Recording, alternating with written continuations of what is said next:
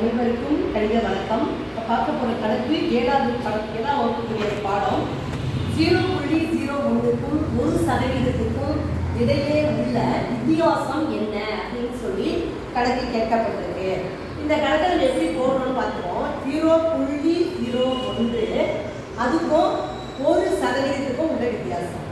இப்போ பார்த்தீங்கன்னா இந்த 0.01 அப்படியே எழுதிக்கிறேன். மைனஸ் 1% என்பது 1/100.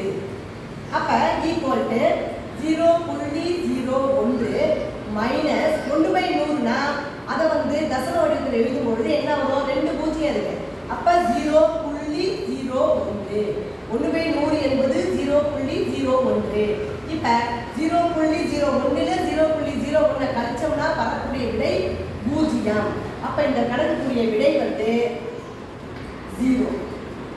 என்ன கொடுத்துருக்காங்க? மாற்றி ட்விஸ்ட் பண்ணி கொடுத்துருக்காங்க. 0.01க்கும் 1%க்கும் இடையே உள்ள வித்தியாசம் கொடுத்துருக்காங்க.